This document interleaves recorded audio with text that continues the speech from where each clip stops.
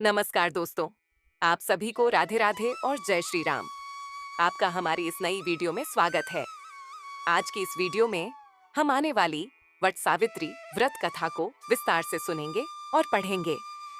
दोस्तों, अगर आपने अभी तक हमारे इस नए सनातनी चैनल को सब्सक्राइब नहीं किया है तो अवश्य कर लें। जब आप हमसे जुड़ते हैं तो ये हमारे लिए बड़ा मोटिवेशन होता है। वट सावित्री के दिन अपने पति की लंबी आयु की कामना करने वाली सभी स्त्रियों को मेरा सादर प्रणाम। आज हम पढ़ेंगे वट सावित्री की व्रत कथा और जानेंगे कि एक पतिव्रता नारी की भक्ति में कितनी शक्ति होती है। आइए अब हम और आप मिलकर सुनते हैं बात सावित्री व्रत की पौराणिक कथा को। वट सावित्री व्रत की शुरुआत एक अद्भुत कहानी से होती है, सावित्री और सत्यवान की। कथा के अनुसार सावित्री ने तप, व्रत और अडिग संकल्प से अपने पति सत्यवान को यमराज से वापस पा लिया था। भद्र देश के एक राजा थे जिनका नाम अश्वपति था।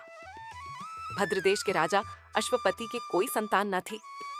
उन्होंने संतान की प्राप्ति के लिए मंत्रोच्चारण के साथ प्रतिदिन 1,00,000 आहुतियां दी। 18 वर्षों तक यह क्रम जारी रहा। इसके बाद सावित्री देवी ने प्रकट होकर वर दिया कि राजन, तुझे एक तेजस्वी कन्या पैदा होगी। सावित्री देवी की कृपा से जन्म लेने के कारण से कन्या का नाम सावित्री रखा गया। कन्या बड़ी होकर बेहद रूपवान हुई। योग्य वर न मिलने की वजह से सावित्री के पिता दुःखी थे। उन्होंने कन्या को स्वयं वर तलाशने भेजा। सावित्री तपोवन में भटकने लगी। वहां साल्व देश के राजा द्युमत्सेन रहते थे, क्योंकि उनका राज्य किसी ने छीन लिया था। उनके पुत्र सत्यवान को देखकर सावित्री ने पति के रूप में उनका वरण किया। ऋषिराज नारद को जब यह बात पता चली तो वह राजा अश्वपति के पास पहुंचे और कहा कि हे राजन, ये क्या कर रहे हैं आप? सत्यवान गुणवान है, धर्मात्मा है और बलवान भी है, पर उसकी आयु बहुत छोटी है, वह अल्पायु है। 1 वर्ष के बाद ही उसकी मृत्यु हो जाएगी। ऋषिराज नारद की बात सुनकर राजा अश्वपति घोर चिंता में डूब गए।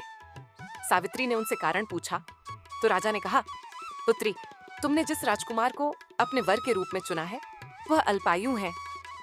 तुम्हें किसी और को अपना जीवन साथी बनाना चाहिए। इस पर सावित्री ने कहा कि पिताजी, आर्य कन्याएं अपने पति का एक बार ही वरण करती हैं। राजा एक बार ही आज्ञा देता है और पंडित एक बार ही प्रतिज्ञा करते हैं और कन्यादान भी एक ही बार किया जाता है। सावित्री हट करने लगी और बोली, मैं सत्यवान से ही विवाह करूंगी।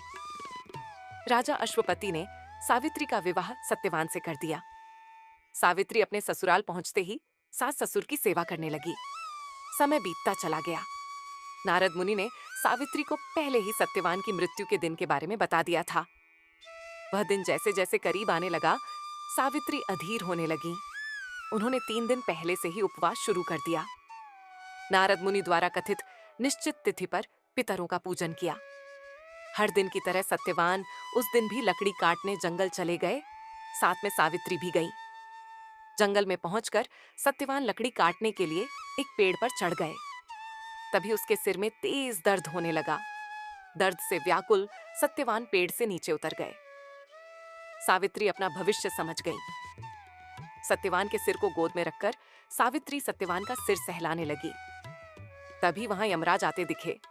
यमराज अपने साथ सत्यवान को ले जाने लगे। सावित्री भी उनके पीछे पीछे चल पड़ी।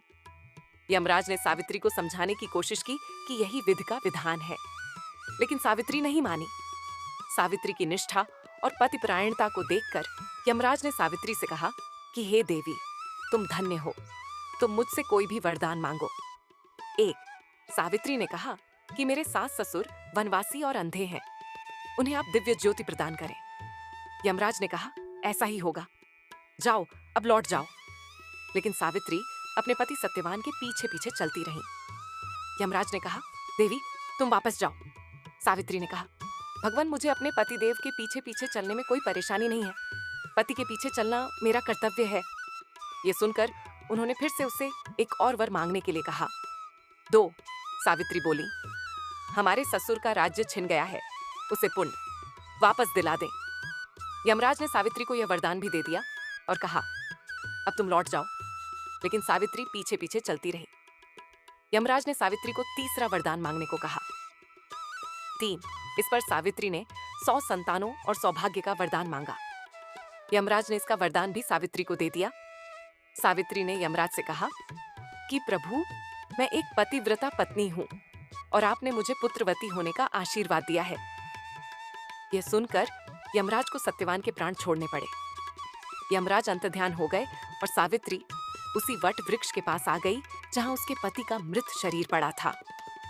सत्यवान जीवंत हो गया और दोनों खुशी खुशी अपने राज्य की ओर चल पड़े। दोनों जब घर पहुंचे तो देखा कि माता पिता को दिव्य ज्योति प्राप्त हो गई है। इस प्रकार सावित्री सत्यवान चिरकाल तक राज्य सुख भोगते रहे। अतः पतिव्रता सावित्री के अनुरूप ही प्रथम अपने सास ससुर का उचित पूजन करने के साथ ही अन्य विधियों को प्रारंभ करें। वट सावित्री व्रत करने और इस कथा को सुनने से उपवासक के वैवाहिक जीवन या जीवन साथी की आयु पर किसी प्रकार का कोई संकट आया भी हो तो वो टल जाता है। ये व्रत नारी शक्ति, सच्चे प्रेम और निष्ठा का प्रतीक है। महिलाएं इस दिन वट वृक्ष की पूजा कर उसके चारों ओर धागा लपेटती है और पति की दीर्घायु की कामना करती है। इस पूजा का महत्व केवल भावनात्मक ही नहीं बल्कि मानसिक शक्ति और आत्मबल की भी मिसाल है।